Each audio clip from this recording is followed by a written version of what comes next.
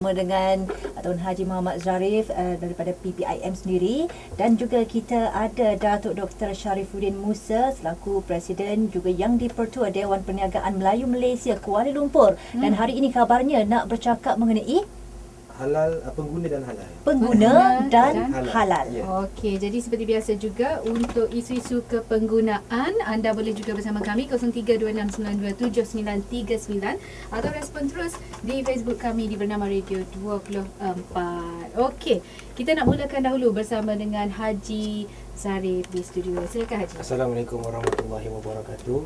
Hari ini kita ada tetamu yang sangat istimewa, Datuk Dr. Sharifuddin Musa, merupakan Presiden atau Yang di-Pertua Dewan Perniagaan Melayu Malaysia Kuala Lumpur.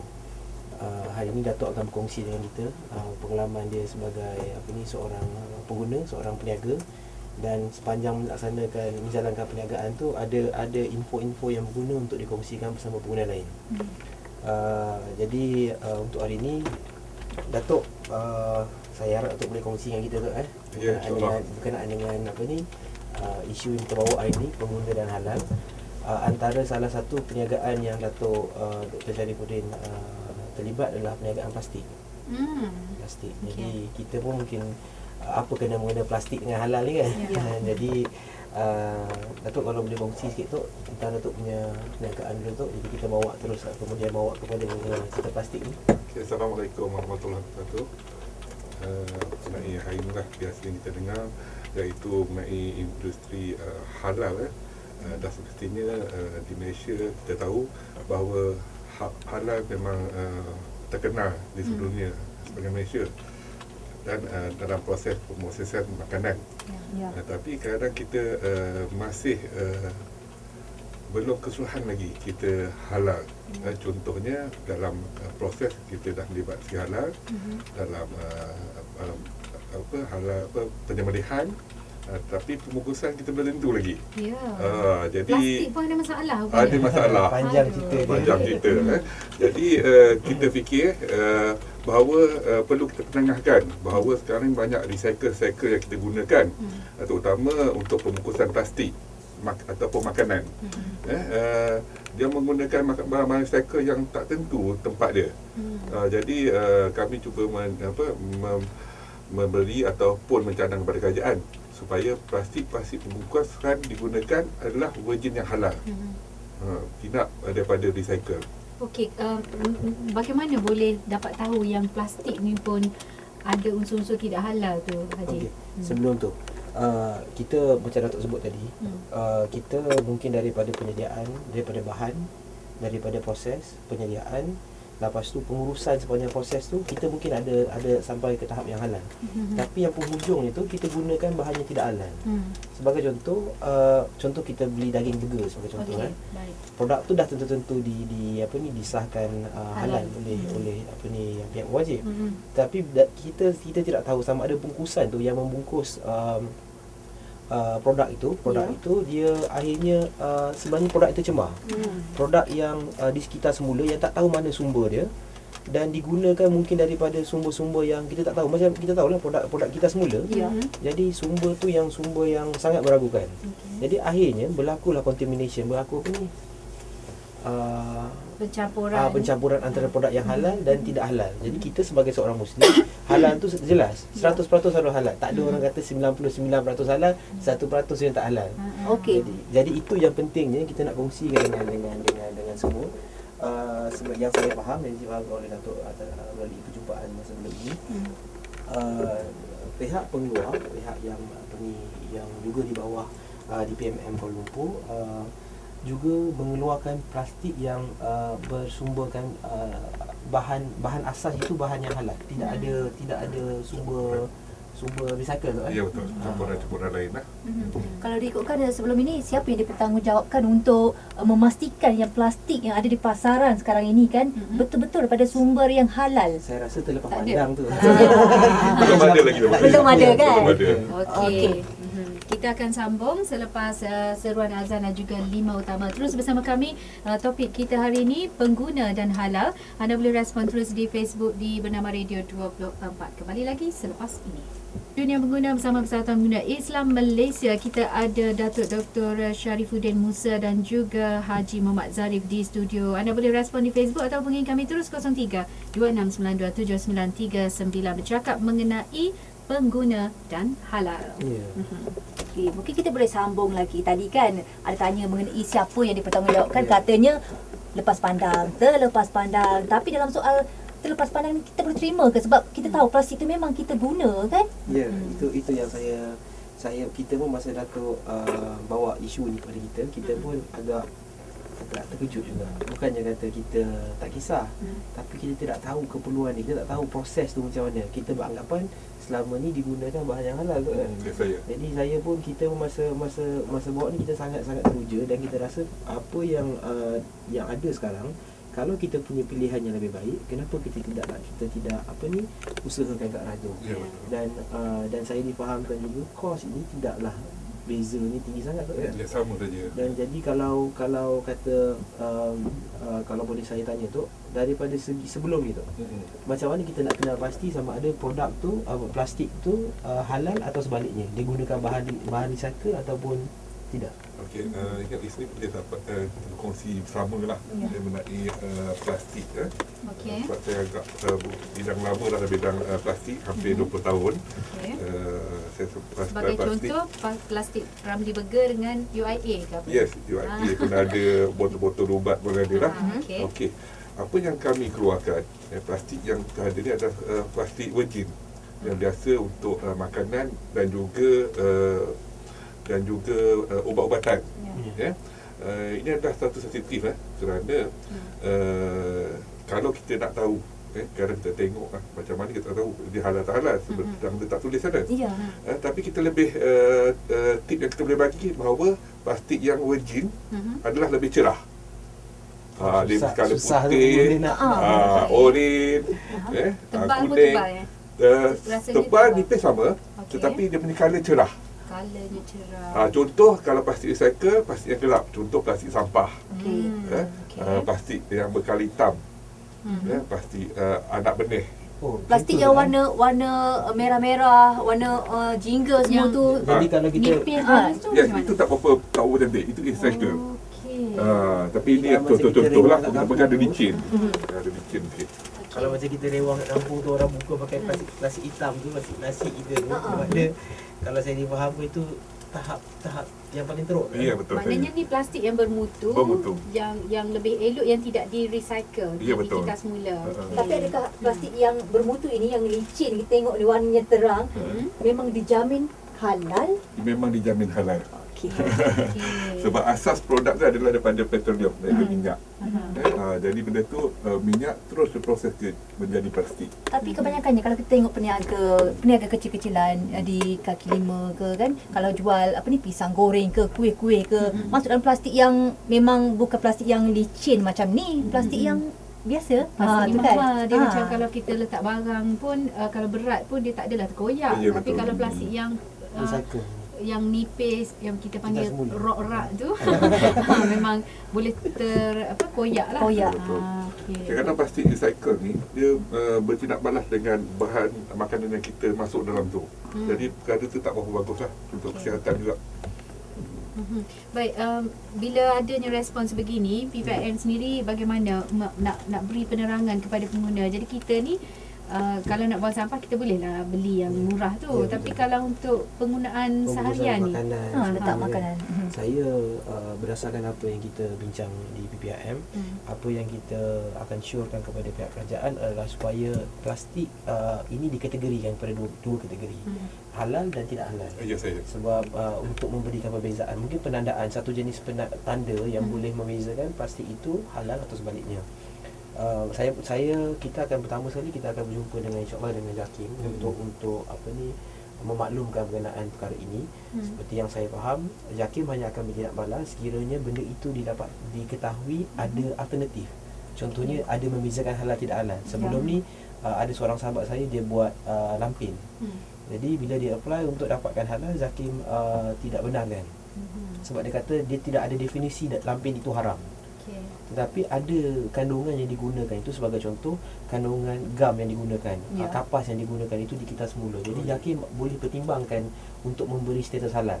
Tetapi kalau itu yang, kalau katalah semua benda, contohnya macam kad, macam kad contohnya, Okey, itu ya. tidak perlulah justifikasi halal. Yalah. Tapi kalau benda-benda yang melibatkan makanan, pembungkusan ataupun yang melalui proses, Yalah. harus kita kategorikan. Okey, baik, kita terima pemanggil dahulu ketika ini Haji Mustafa di talian. Hello, Assalamualaikum.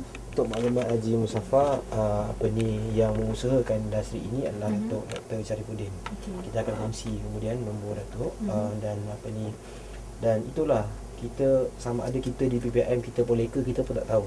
Sebab yang saya explain tadi, kita tidak tahu keperluannya, Ya, kita tidak tahu proses. Selama ni pada anggapan kita bersangka baik. Okey. Kita beranggapan semua plastik yang digunakan ini memang dah diiktiraf oleh pihak tertentu. Sebab sudah pasti ada pihak yang bertanggungjawab. Ya. Kementerian bertanggungjawab memastikan, contohnya Jabatan Alam kita ada produk yang boleh menggunakan bahan kita semula, ada produk yang tidak boleh sama sekali. Contoh, kita bila plastik yang sampai tu, katalah saya nak beli produk botol, contoh tu botol mineral tu. Macam mana kita nak tahu produk yang bahan asas tu bukan bahan recycle? Itulah. Contohnya dah melalui ke pusat sampah, dah masuk ke dalam lori sampah, dah terbiar di depan di bawah matahari berbulan-bulan, Ya. dengan najis bercampur. Jadi macam mana kita nak tahu? Dengan tulang yang Memang tak tahulah, Cik. Memang tak yang boleh nak haram tahu lah. kan? Okey. Boleh tak Datuk jelaskan juga, sebab mungkin kita ni kurang arif dari segi pembuatan plastik tu. Biasanya plastik ni dia dibuat, dicampur dengan apa kalau nak kira bahan-bahan yang digunakan? Okey. Plastik ni adalah bahannya straightforward saja, iaitu daripada petroleum gas, Petroleum gas dan dan dihasilkan bahan mentah, dan terus buat pada plastik. Dipanggil Okey. resin. Resin, ya betul. Resin. Okey, ini bukanlah maksudnya campuran daripada tulang apa-apa, Tak ada, tidak, tetapi 100%. proses di kita semula tu yang kita Ya. ragui Yes. daripada plastik yang murah. Ya betul. Untuk pengantar semua, bahawa plastik adalah bahan yang terbaik untuk isi makanan. Okey. Ini disebabkan plastik ni tiada hakisan. Okey. Tak ada hakisan. Jadi kalau plastik ni, kalau kita biarkan lama macam mana pun, dia tak berkulat, dia tak hapus, dia memang Itu kalau yang dia tak guna berlubang bahan, ke? tak ada itu berlubang. yang guna virgin plastik lah. Yes, Kalau yang betul. recycle ke? Recycle ni biasanya dia ada tindak balas. Jadi tak berapa bagus. Contoh bahan makanan yang untuk kita balut daripada macam kertas semua, Ya. itu memang sangat diragui dengan polyester sekali. Ya. Tapi plastik bahan makanan adalah benda yang paling baik. Contoh kalau kita tengok botol-botol ubat di hospital, di klinik-klinik, semua pembalutannya menggunakan plastik. Ya. Jadi kita memang plastik ni adalah pembungkusan yang terbaik lah. Yang bukan recycle atau maksudnya Bukan recycle. bukan recycle. Ya, 100%. Ya. Apa yang membuatkan Datuk sendiri begitu fokus sekali tentang kepentingan untuk kita tahu ni asal usul plastik dari mana semua ni, nak mengkaji juga. Kalau sebelum ni memang dah berpuluh tahun kita menggunakan plastik selama ni, memang kita tak ambil tahu pun pasal plastik itu. Betul. Okey, saya juga iaitu yang di-Pertua Dewan Perdagangan Melayu Malaysia Kuala Lumpur, dan biasa terdedah daripada maklumat luar lah, di luar negara. Yang baru-baru ni kami mengadakan pameran di Korea, dan kami membawa produk plastik. Jadi dekat UAE mengatakan kenapa dia tak fikir benda ni. Ya. Jadi dia kata, wow, maknanya Malaysia dah melalui negara lain. Dan alhamdulillah apabila dapat sambutan yang menarik ke sana, banyak order yang kami dapat. Jadi ada daripada idea sana yang kami bawa, kenapa nak kita tak bawa benda ni sebagai benda yang baik. Ya. Itulah idea-idea yang fikir benda ni perlu kita berkongsi bersama. Okey, apa cadangan PPIM sendiri, sebab kita tahu plastik yang ada di luar tu ada yang berkualiti, ada yang tidak, ada yang di kita semula. Kita sebagai seorang pengguna ni kalau boleh nak pilih yang terbaik, tapi kita diberi peluang untuk memilih, tapi tak semua orang tahu.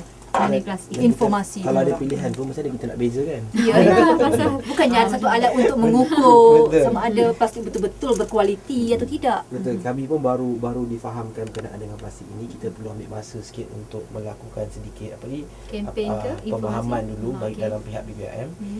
Dan kita akan jumpa dengan pihak-pihak yang berwajib, contohnya JAKIM ataupun Jabatan Alam Sekitar ataupun mana-mana agensi yang terlibat dalam industri ini, supaya kita berikan sedikit pendidikan untuk dua-dua pihak. Maksudnya pihak kementerian, pihak agensi atau jabatan dengan pihak pengguna juga harus buat penekanan berkenaan isu ini. Saya anggap apa yang Datuk buat ini adalah fardu kifayah tu. Ya, saya. Sebab bukan semua orang yang mampu faham berkenaan perkara ini, dan kalaulah kata tidak ada individu seperti Datuk, mungkin kita tidak tahu kepentingan ini sampai bila-bila. Sampailah ada pihak ketiga yang maklumkan lah. Jadi alhamdulillah usaha ini telah bermula. Kita akan kita akan tekankan isu ini. Kita akan bawa isu ini kepada pihak pengguna dan kita akan harap dapat sokongan penuh daripada pihak kementerian atau jabatan agar usaha kita ini diambil serius. Sebab macam kita sebut tadi, kita sebagai seorang Muslim, halal itu tidak ada kompromi sama sekali. Okey, baik, kita ada pemanggil bersama dengan Cik Zainal. Halo, Assalamualaikum. Biodegradable tu dia hanya sesuai untuk barang-barang yang bukan makanan lah, plastik beg biasa. Dan tempoh pengurusan ia adalah lebih 3 bulan. Kalau 3 bulan ni pasti automatik dia hancur. Memang dah ada di negara Malaysia. Tapi benda tu tak sesuai untuk makanan. Tapi itu sesuai untuk alam sekitar. Berkenaan dengan paper bag. Jadi paper bag ni dia pertama asalnya daripada balak lah. Apabila pemotongan balak berlaku berkuasa, jadi benda ni dihadkan. Itu salah satu mengancamkan balik alam sekitar. Jadi penggunaan paper dan plastik paper tidak begitu digalakkan lah. Terutama dari segi makanan. Sebab dia boleh ada tindak balas dengan paper bag tu dengan makanan. Sebab tu kadang-kadang kita dengar kalau katalah orang buat goreng pisang di jalan, dia orang tak nak gunakan surat khabar untuk meletuskan paper tu, sebab dia ada something yang tak berapa cantik. Yalah, bila surat khabar Covernya lagi. carbon kesan tulisan tu dah jadi cair kan. Dengan tulisan tu sekali kita makan. Ink, kita makan ink. Tak sesuai lah. Okey, baik. Penggunaan plastik setakat ini, Datuk melihat kan keperluan seharian begitu banyak ataupun bagaimana? Sebab ialah hari-hari kita beli makanan, hari-hari kita guna plastik. Cuma kita tak tahu plastik tu berkualiti ataupun tidak je. Penggunaannya. Untuk penggunaan plastik sekarang sungguh luas lah. Memang luas kerana kita di negara Malaysia mempunyai petroleum dengan banyak. Jadi kemungkinan penggunaan kita bukan di plastik makanan je. Untuk overall semua akan ditukar pada plastik. Contoh kerusi, meja kita, spare part kereta, rumah kemungkinan. Jadi pintu, tingkap. Jadi overall semua akan datang hala ke plastik. Kerana bahan mentahnya lebih mudah dan dia tidak mengancamkan alam sekitar. Jangka hayat dia panjang. Jadi penggunaan dia sangat luas lah. Ada ke dari sudut yang Datuk faham lah, daripada sudut yang negatif penggunaan plastik ini? Ada yang dia ada Kesan sampingan kesan sampingan tidak baik yang Datuk faham sendiri. Kalau kita gunakan plastik yang kita panggil virgin plastik ini. Dia sebenarnya tidak ada berlaku masalah apa-apa. Cuma kadang-kadang kita berlaku ada berkaitan dengan alam sekitar. Sebab plastik ni kalau kita tak boleh lupus. Tapi bukan salah plastik sebenarnya. Itu salah individu. Jadi kadang-kadang kempen plastik tu orang kata kurang tepat. Sebenarnya benda yang berkualiti lebih lama, benda tu yang kita support. Tetapi benda tu boleh saya katakan benda tu kurang tepat lah. Sebab kita tengok penggunaan dia pasti ada lasak. Contoh paip air di bawah tanah atau paip air di rumah kita lah. Apabila kita guna plastik, dia tidak akan berkarat. Jadi maknanya dia bantu kita punya kesihatan lagi. Dan jangka hayatnya panjang. Contoh plastik paip air di bawah tanah. Dulu kita menggunakan plastik besi. Jadi paip besi lama dia berkarat. Karat air kita minum dan boleh buat kebocoran. Kesihatan pula. Tapi apabila tukar plastik, masalah-masalah yang tadi tu dapat diselesaikan. Jadi tak adalah orang kata plastik ni menjadi satu ancaman kepada kita. Okey, setakat ini keperluan tu tetap ada. Cuma keterbatasan kepada plastik-plastik yang diragui halalnya ni. Jadi macam mana kita sekarang ni, sebab saya pun terkejut juga. Saya tak naklah beli yang plastik murah lepas ni. Betul. Itulah sebab kita tahu biasanya kalaupun usaha yang menghasilkan segala produk ni, plastik ke apa saja didominasi oleh setengah kaum saja kan. Jadi macam mana untuk kita betul-betul nak memastikan tak ada produk-produk yang berasaskan plastik ni yang tidak halal, khususnya untuk pengguna kita yang Muslim ini? Mungkin yang pertama kita harus buat pendidikan kepada pengguna terdahulu, dan kita akan create demand. Kita akan harapkan para pengguna Muslim, pengguna Islam agar memohon atau mencari produk yang ada. Kita ada alternatif. Macam sebelum ni kita tidak ada alternatif. Kalau kita tahu pun tapi tidak ada alternatif, satu kepayahan juga pada pengguna. Tetapi sekarang kita sudah tahu dan kita ada pilihan, dan mungkin dari segi harga yang saya difahamkan memang terlalu sedikit kalau kita nak menceritakan berkenaan isu harga.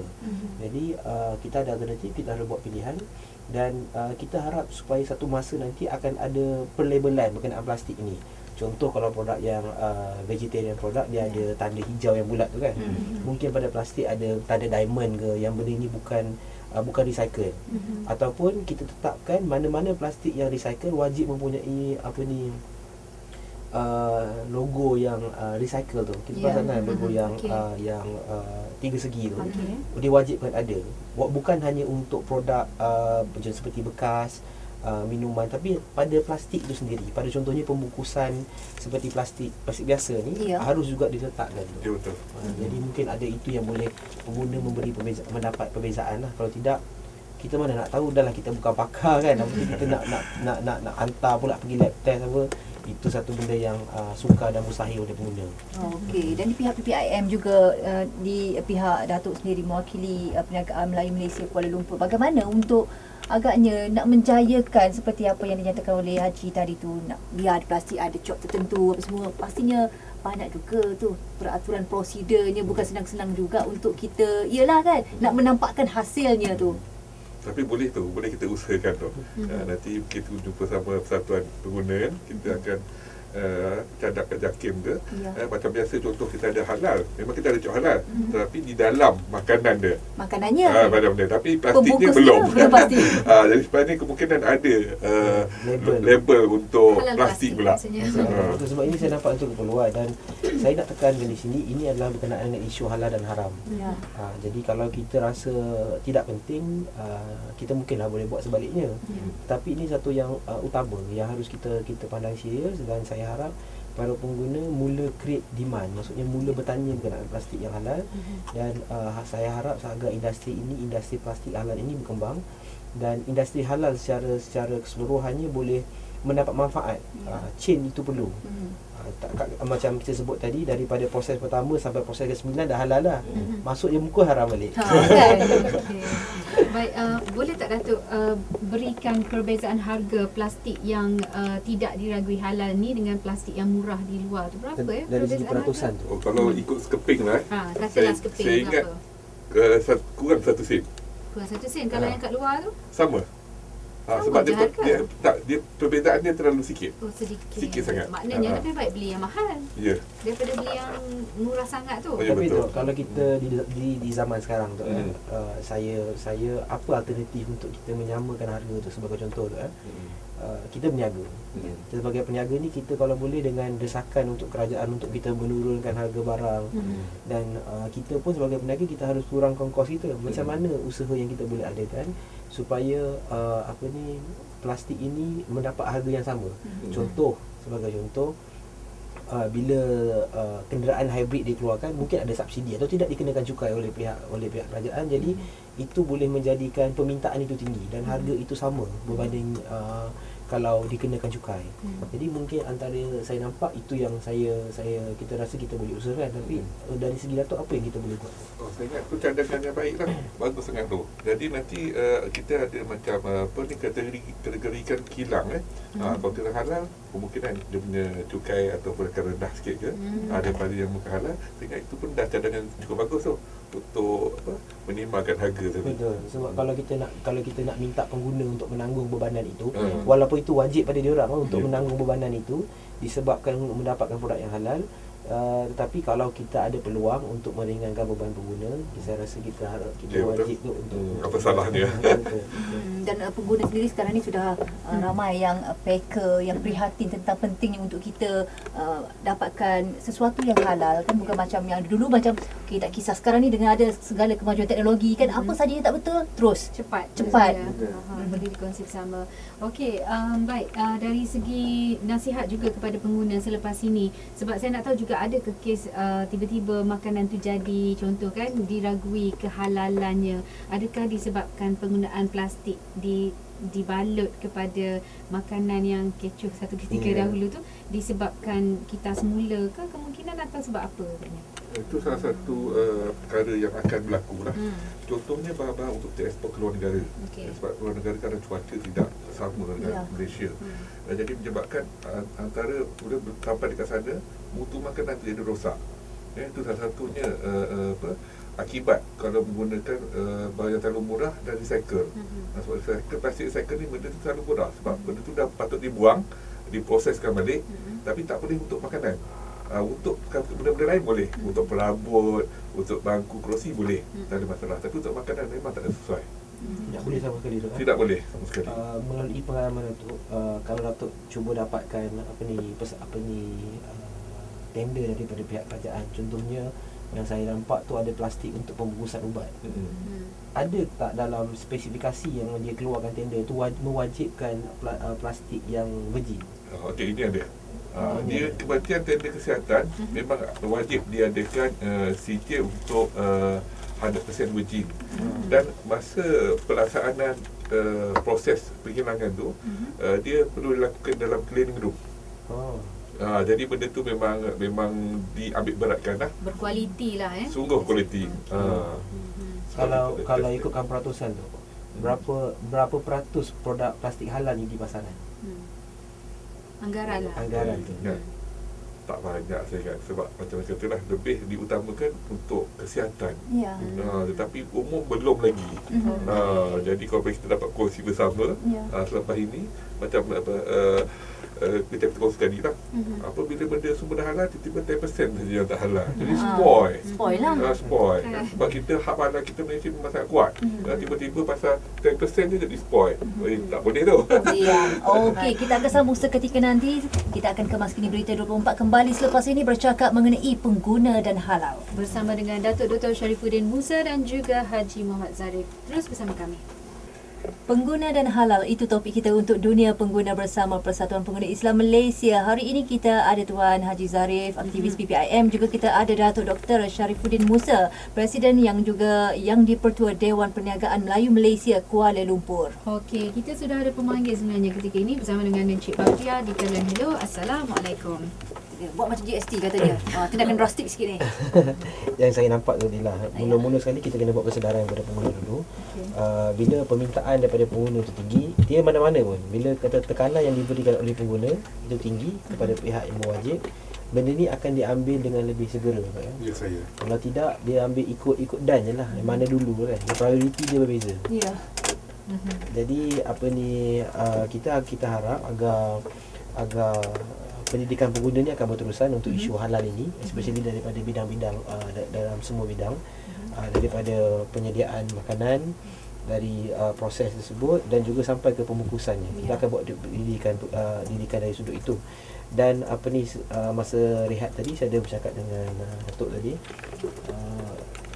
kita tengok daripada sudut seorang Muslim, tetapi sebenarnya kalau dari segi plastik virgin ini, plastik yang daripada sumber bahan yang baik ini, dia juga penting untuk semua. Maksudnya dari segi kebersihannya. Jadi manfaat itu bukan hanya untuk halal, manfaat itu kepada yang non Muslim, ia manfaat untuk kebersihan dan dan perkara yang berkaitan dengannya lah.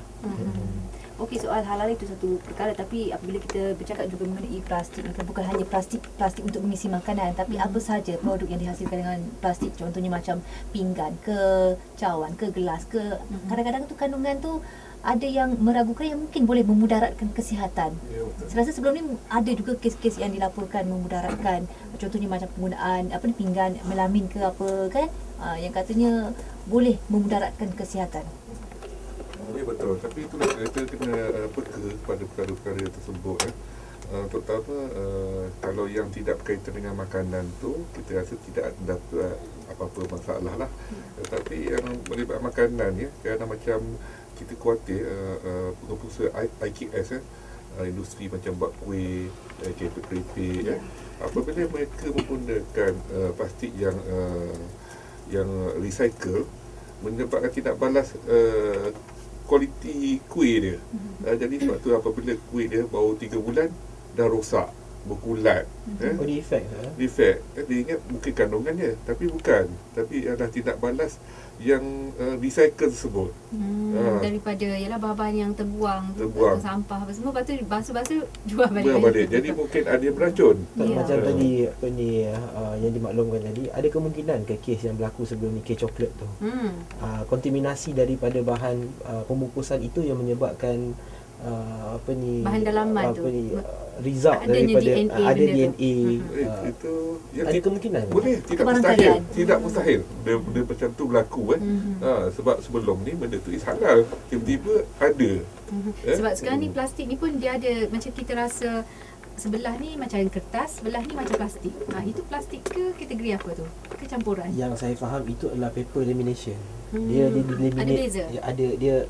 Dia gabungan dua bahan. Dua bahan. Maksudnya plastik pun ada, kertas pun ada. Betul. Contohnya macam plastik burger tu kan. Macam Dia- plastik coklat lah maksudnya ni. betul. Jadi ada kemungkinan untuk berlaku perkara pencemaran. Ada kemungkinan. Sebab biasanya dia melibatkan kos. Kadang-kadang industri itu dia benda perkara lain, kos dah naik.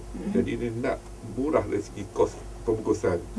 Jadi yang tu yang dia menggunakan banyak barang-barang yang recycle. Jadi lepas ni kena berhati-hati lah. Ya, betul. Jadi adakah ini kali pertama pendedahan berkaitan dengan plastik ni ada yang halal tak halal? Ini yang pertama. Wah, okey. Sangat mengejutkan. Ya, memang saya pun terkejut. Kita di Persatuan Pengguna pun baru apa ni, Mendapat tahu lah. mendapat tahu kan, macam saya cakap tadi, kita beranggapan sebelum ini semuanya halal. Jadi bila kita tahu adanya yang tidak halal, Gula plastik ni. yang saya risau tu daripada yang recycle tadi tu, kalau dibuat jadi botol, mungkin dia kata dah melalui proses cucian, pembersihan, tapi saya tidak rasa ada proses samakan di situ. Oh, kesahihannya. Sertu, tidak ada proses sertu dalam membersihkan. Contohnya dia bersihkan chemical ini, chemical itu untuk menjadi bersih, tetapi proses untuk menjadikan Sama ia atau halal, tak ada? sama ataupun sertu dalam bahasa dia tidak ada. Saya yakin tidak ada. Siapa yang mengesahkannya? Dan sebenarnya kes ini sama juga dengan mula-mula PPIM bawa dulu mengenai minyak masak yang dikitas semula. Betul. Dia tak ada beza, cuma minyak masak tu diguna semula. Yang kes plastik ni digunakan. Saya rasa minyak masak tu pun guna plastik recycle. Aduh. Macam kan. Okey, mungkin kepada pendengar kita ada sebarang soalan, pandangan, pendapat ataupun apa sahaja kan berkaitan dengan isu kepenggunaan juga, boleh telefon kami 0326927939. Ya, kata Abdul Majid Muhammad Ali, lebih parah lagi jika minyak masak ni, dia nak kait minyak masak hari tu yang dikitakan semula itu dibungkus pula dengan plastik yang tuan sedang bincangkan ini. Ada logo halal lagi. Okey. Okey, kita terima pemanggil dulu bersama Encik Aziz. Hello, Assalamualaikum Cik Aziz.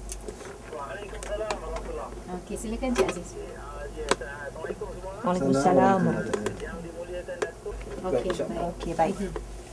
Cik Aziz Ya. apa ni, secara tak langsung saya ni terlibat dalam industri ayam. Okey. Industri ayam ini, keperluan ayam di Malaysia ni sangat-sangat tinggi. Saya difahamkan hampir 2.4 juta ekor ayam satu hari. Dan di Jadi Malaysia, toke ayam lah kaya. jadi keperluannya harian ni, bukannya mingguan sekali, udah tak harian, 2.4 Ya, juta. 4 juta. Jadi ini melibatkan pengguna dan juga industri pembuatan makanan, industri yang melibatkan hal-hal yang berkaitan dengan ayam ni. Jadi keperluan ayam kita memang sangat tinggi dan supply kita sangat rendah. Contohnya kilang, dari segi hal yang bila disebutkan isu halal tadi, saya minta pengguna untuk sangat berhati-hati. Saya bukan bercakap sebab saya dalam industri, saya bercakap atas dasar pengguna, agar memilih produk ayam ini daripada sumber yang kita tahu. Contohnya kita kenal produk daripada peniaga tersebut. Kalau bolehlah kita beli daripada sumber yang kita benar-benar tahu, sebab saya boleh katakan rata-rata sekarang industri halal yang mengeluarkan produk ayam ini yang mempunyai persetujuan halal masih rendah. Bermakna yang di luar sana sama ada diusahakan oleh pengguna peniaga muslim yang tidak mempunyai persetujuan halal, ataupun dilaksanakan oleh peniaga bukan muslim yang mempunyai persetujuan halal. Jadi ada kontra di situ, ada kontradik di situ. Jadi saya harap agar membuat pilihan yang terbaik. Kalau boleh elakkan daripada membeli produk yang kita tidak tahu sumbernya yang sah. Contohnya kita beli sepatutnya ayam ini dia memerlukan label. Setiap ayam tu perlu ada bungkusannya tersendiri.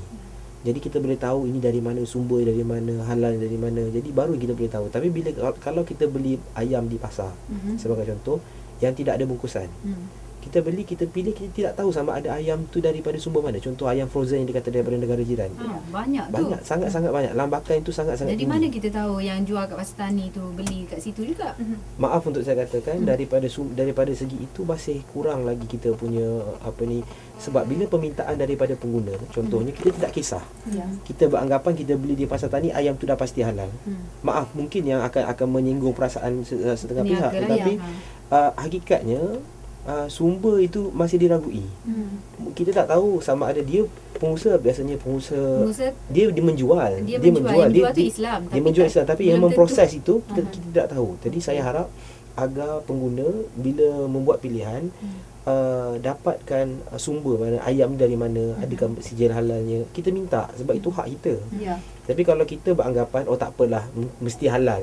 Jadi kita harus terimalah dia punya kesan itu.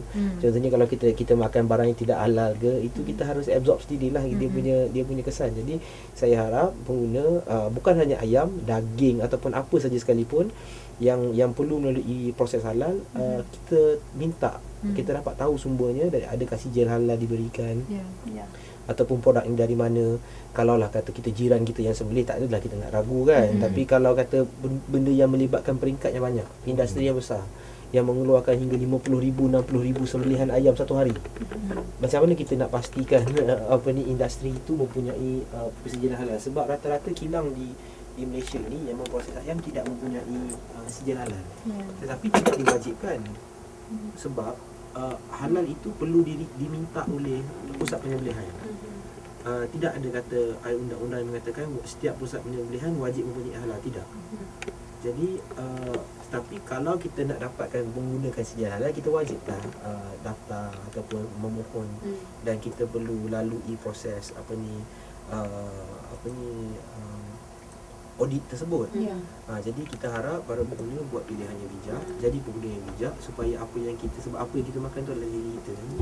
Lainlah kalau ada setengah pakcik tu memang dia kata memang ni pakcik sembelih sendiri, contoh tu lainlah kan.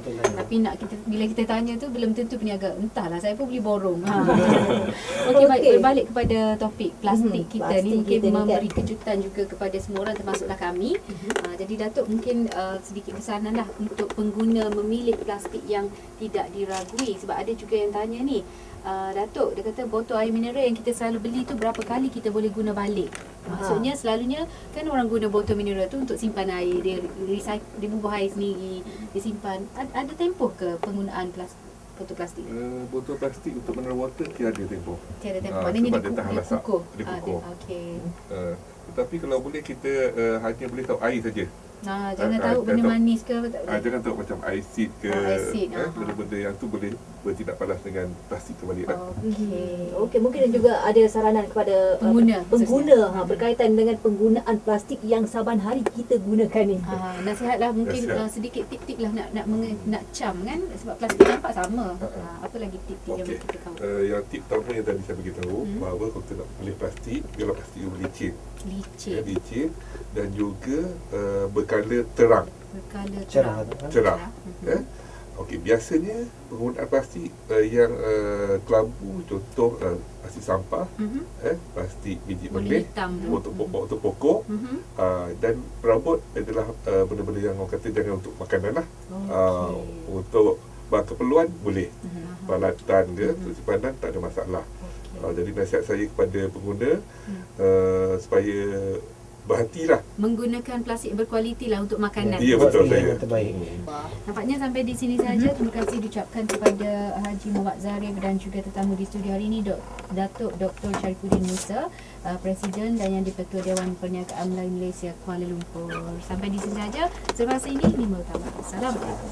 Bagi pengguna yang ingin mengemukakan sebarang aduan, sila hubungi alamat dan nombor telefon yang tertera.